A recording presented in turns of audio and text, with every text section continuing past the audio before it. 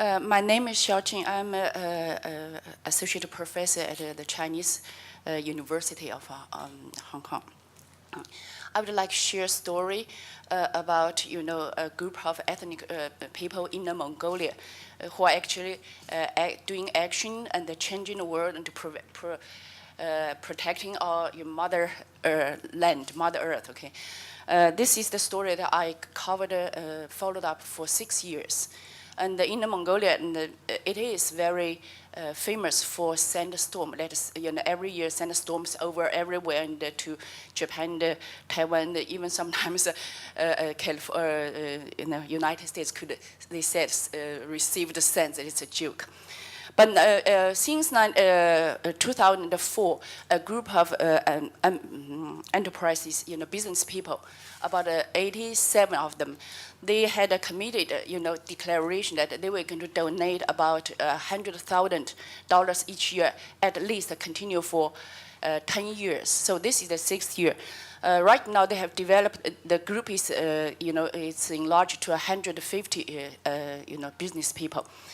They send their grass, the grass NGO to the into the village. It's in the desert in the village. I go there a couple of times every year.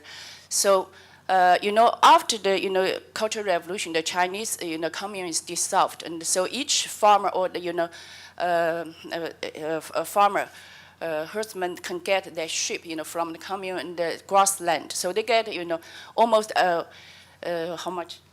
10,000, acres of, grasslands, and so they usually raise about, 2,000 of the sheep, but then the NGO, grass and goods and NGO put them together, say this is your village, this is your grasslands, that's beautiful.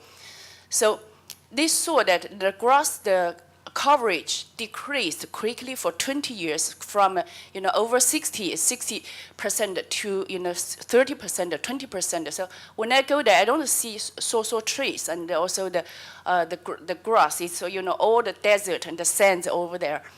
So then they worked together at the villages. Gacha, it's not called a village, Gacha. So they made their regulation, their own village regulation. So each farmer or each the herdsman started to they only raise one sheep for over 120 acres. So that's their own regulation. So then they cut their sheep from about 1,000 to less than 100. Some from 500 to 30. So this May I visited there. So each family just raised about 30, sheep, and so certainly this will, made a result. They will cost them a lot because they cannot get much income from the market to sell the sheep for the sheep hair textile. But then our NGO then started to help them to get the fine breeding of sheep, and so the hair actually raised doubled each sheep. So that's a very good story. And another story they did is that they started to grow the kind of ethnic herb that will grow with the soso tree, which get the roots so deep into the sand, so that gave them another product to get raise money. So the other thing is that they started to do the dripping irrigation to their land that reduced the use of the underground water, reduced 50%. But now it's only still on a very small scale. These are the very good stories. So something like John Liu presented here today was not the only story. So this is a story that I covered for 6 years. It's still spending, but another problem is that how to get it sustained. As just now you mentioned that about you will have to get the governance of the organization, local organization, as a democratic type. If you don't do that, and then they started, the organization will stop work. Right now, the real problem in China is that expanded at a certain stage, And then people started in NGO started to argue, kicking out, kick each other. So that's one of the problem is, if we take action, this is really, the problem we're trying to helping, because my degree is in adult and continuing education and the community development. So this is the story. So I see the problem in Chinese NGO this is the problem. Usually we have a professor covered, a survey of NGO in China is that they only can handle maximum about a couple of million and 20 people. Beyond that, they just always, dissolve themselves. And another problem is that they don't have a scientific knowledge to support. Why the story the story I just told you is that because behind that, the business people send scientists go there to do the scientific study first. So the NGO follow up to give the knowledge to the, the local people and also the government. Right now, the government also said the party secretaries and from the prefecture and the county and the village all said, so this is the grassroots NGO village NGO or village democratic organization that we need. So this is already said by the local government. So thank you. Thank you for a wonderful story. Professor Ho? Yeah, thank you.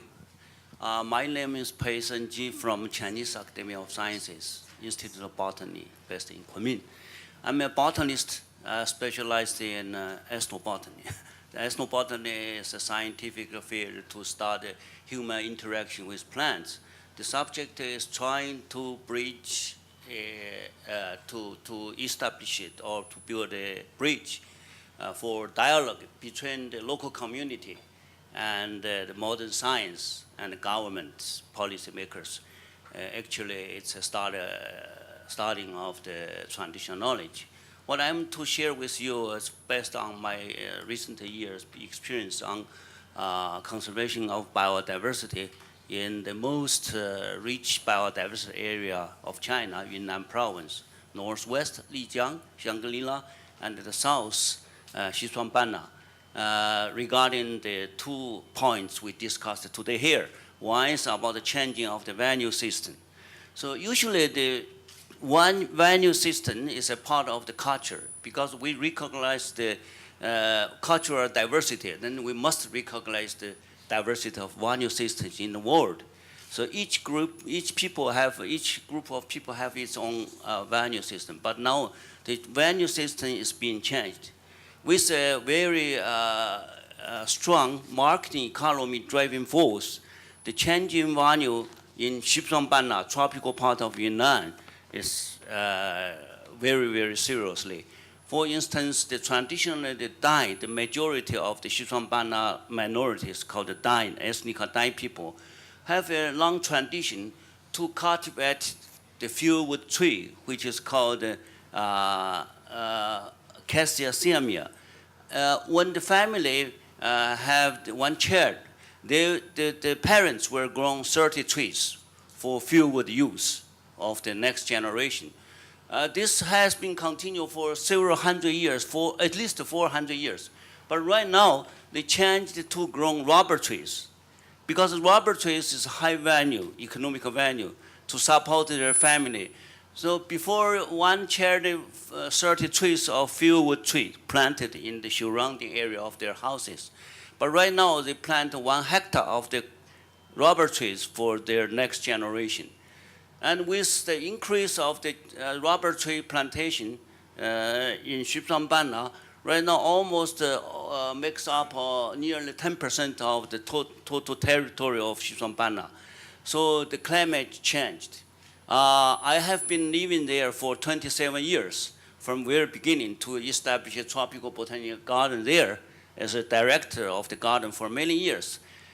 Because of the expansion of the rubber plantation, the climate changed in 2 major indicators. One is the temperature is going up from 0.5 to 1.2 degree over the last 40, 50 years.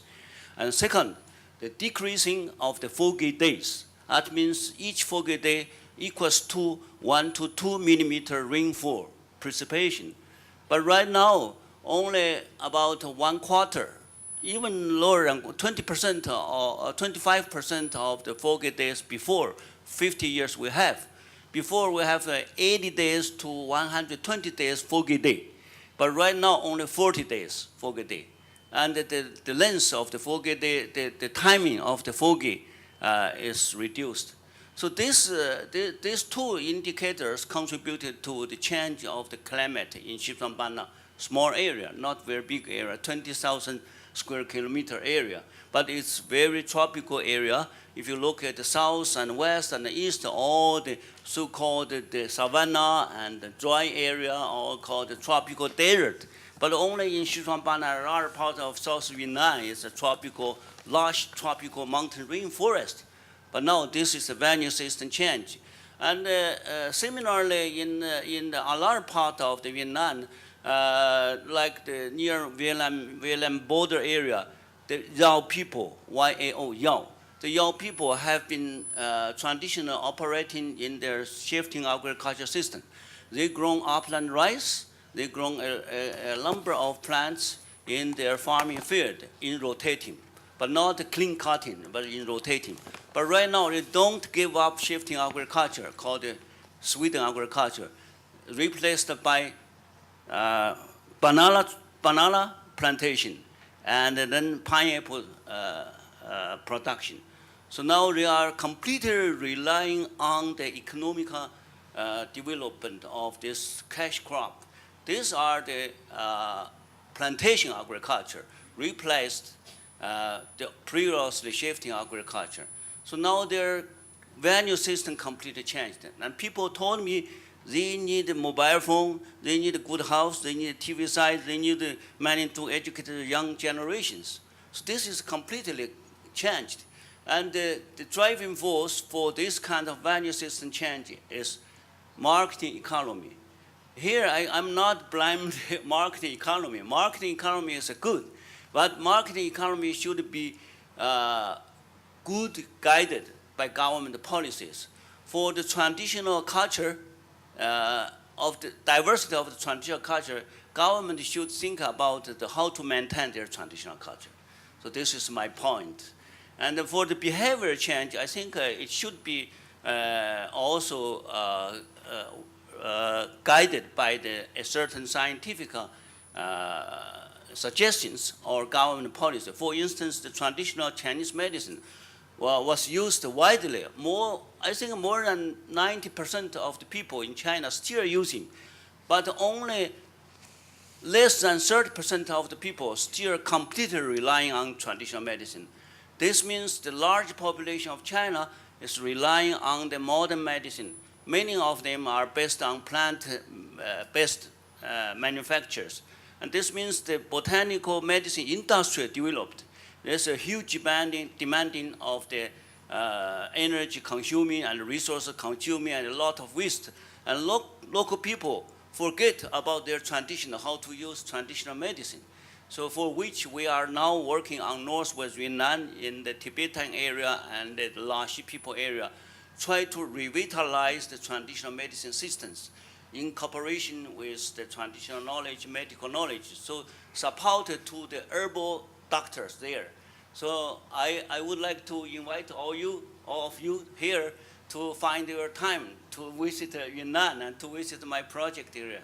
Thank you very much. Thank you, Professor Pei. I think both previous speakers demonstrated the examples of the importance of local action and how it can be supported by science as well. So,